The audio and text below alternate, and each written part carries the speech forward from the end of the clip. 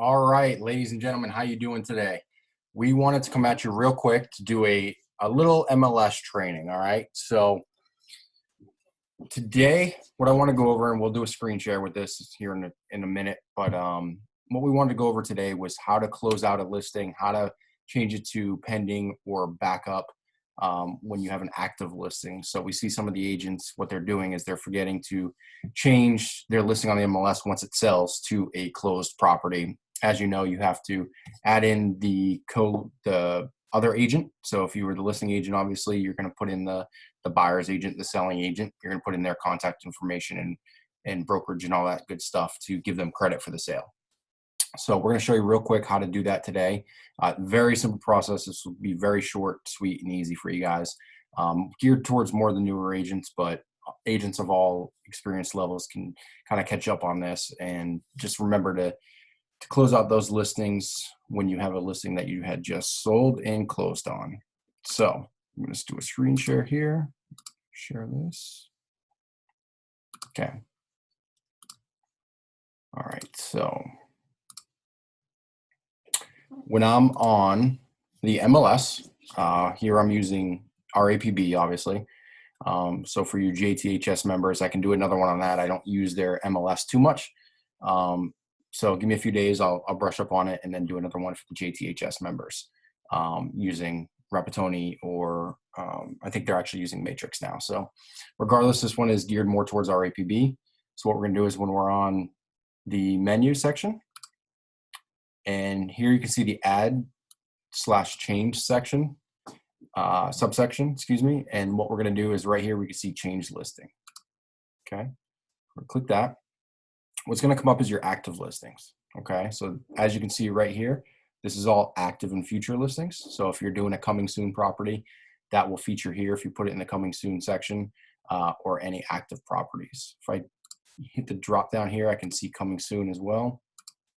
I can see what's pending. So you can see your pending properties here. You can see them if they're on backup. Okay, so you can see these are all on backup status, meaning I can accept another offer for this. I can see contingent section, closed,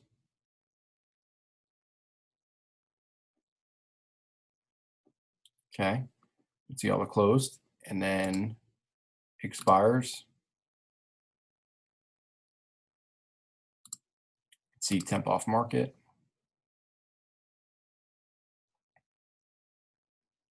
And we can see canceled listings. Great. So what I'm going to do here is I'm going to come up to the pending section. And I'm going to see this property right here. Okay, so this property just closed. What I'm going to do is I'm going to click on it.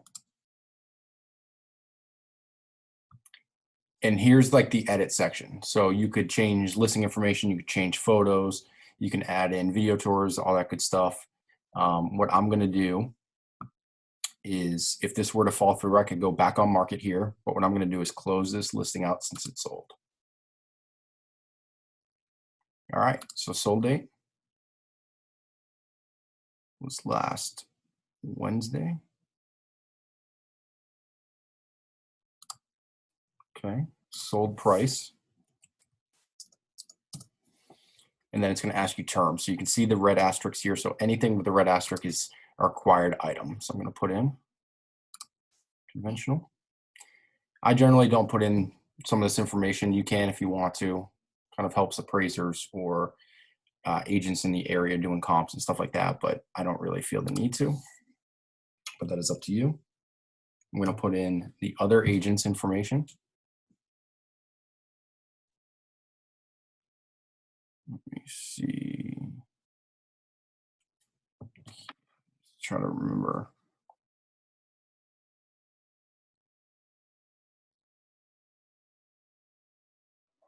All right, so she was with Caldwell. So I'm going to click that. Scroll down. It's going to ask me for were there any seller concessions. It's going to ask me if there were any buyer contributions. Remember the red asterisk, so that's a needed required item. So I can see I have everything in here. I have the sold date, I have the sold price, I have the terms of the sale. As you can see, you have all your options there for terms of sale. I have my buyer's agent included, no seller concessions, no buyer contributions. So from there, I'm good. I can click save. All the information has been gathered. I'm going to click save again. Perfect. You have successfully changed the status of this listing to closed. So now that property is closed. We gave the credit to the buyer's agent, which is the selling agent. I can go on here.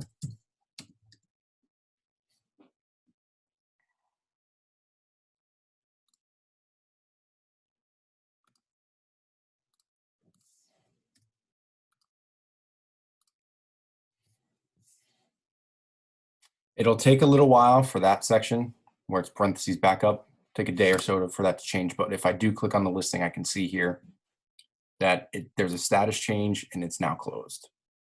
So I can scroll down here. I can see the buyer office, the buyer agent, the sold price, the date it went under contract, and the sold date, the terms, and the cumulative days on market. So that's how you close out a listing. So we just, pretty simple process, very simple. You know, nowadays they're putting in a little more information. So if you guys want to add that, like we were talking about, you absolutely can. It's up to you guys as the agents, but regardless, that's all the information that you need. We just got to stay on top of closing those listings out on the MLS. But other than that, that's all we got for today. Figure keep it nice, short, and simple for you guys. So if you guys get any questions at all, just give us a shout. We'll chat with you soon.